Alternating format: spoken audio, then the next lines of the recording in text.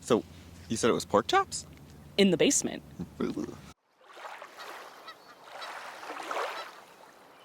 Hi! Welcome to Among the Brine. My name is Tim Glenn, the museum director for the Museum of Utah, and we're here with Haille VanPatten.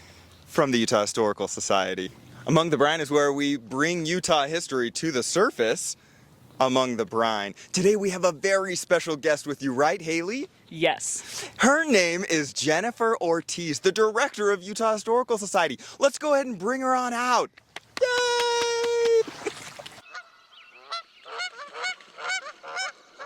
All right. Welcome, Jennifer. Thank you for having me. Yeah, of course.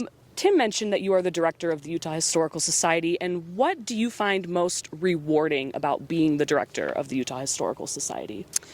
I think what's most rewarding about being the director of UHS is getting to see all of the different programs that we have with us at the Historical Society and getting to be a part of the building out of the Museum of Utah, which has been really exciting to have a future home for all of our collections and exhibitions. It's going to be a space that helps tell the story of Utah and represent many different kinds of Utahns. So we're really excited to have that come to fruition. Jennifer, this is where we ask the real hard-hitting questions. Which historical era would you least like to live in? Any historical era that I would have to smell smells I don't want to smell. So recently, Jen, the Utah Historical Society helped send the statue of Dr. Martha Hughes Cannon to Washington, D.C. How do you think Martha would react to modern conveniences like takeout food and Wi-Fi? Oh, I think Martha was a modern woman of her age. I think she would absolutely love a good takeout meal and binge watching Netflix. Now, Jennifer, we know in a previous life you would travel the state looking at museums for your job. That was part of, you got paid to do that, correct? So, out of anyone in the state, perhaps anyone in the world, you would be most likely to know the answer to this question. And we're just wondering if, in a quick lightning round, you could tell us how many museums there are in Utah? There are over 265 museums. Oh, can you name 5? Oh. All right. Cache Valley DUP. We have Nor Eccles Museum of Art. We have the Natural History Museum of Utah. We have the Summa Museum of Art. We have, let's find a Natural History Museum of Utah. I'd like to just point out that 2 from Cache County. She chose two from Cache County. No connection. And then finally, can you name all 5 of Utah's national parks? Ooh, Arches. We have Canyonlands. We have Bum, bum, bum, bum, bum, bum. Jennifer, you're hosting a barbecue with historical figures from Utah's past. Who, out of those historical figures from Utah's past, are you trusting to make the potato salad? ooh, the potato salad. Everyone wants to know.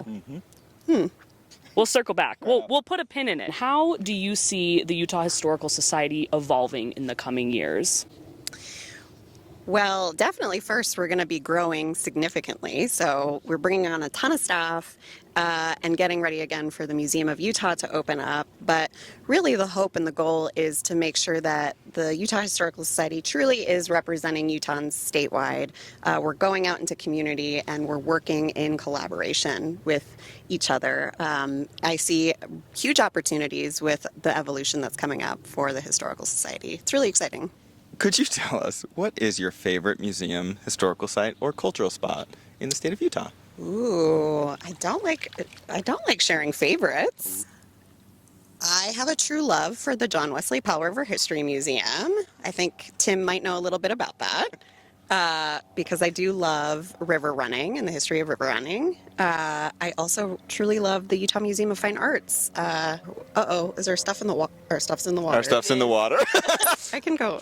Carly, we'll help you. Oh, Does this place have a tide? Does it have a tide? I have one that might be a little more challenging. Just a quick lightning round trivia. Which lake in Utah is the largest saltwater lake in the Western Hemisphere? This is kind of tricky. Are we sitting in it? You know what? We just might be. What are some of your key priorities, or not yours, but what are some of the key priorities or future projects for UHS that you are really excited about? I am really excited about a new program called Local History Services.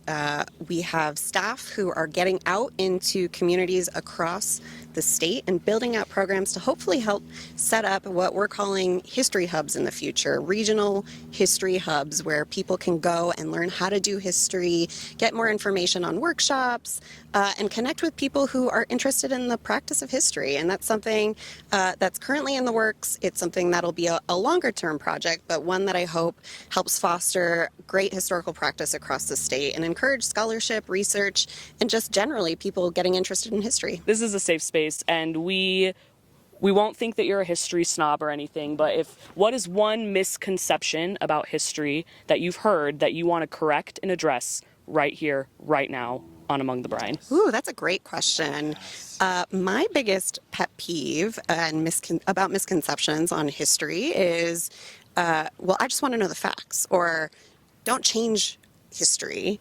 And the reality is, history is like science. When we find out new information, we add to the historical narrative. We grow as we learn more. And so that is a misunderstanding, and something that I hope the Historical Society in the future can help alleviate and help show people like this is an evolving practice and one that's living and breathing just like science is. Thank you. Thank you, Jennifer, for joining us on Among the Brine and helping us bring Utah's history to the surface. For those of you at home, you can catch us here on Great Salt Lake Public Access at any time. This has been Among the Brine. Thanks.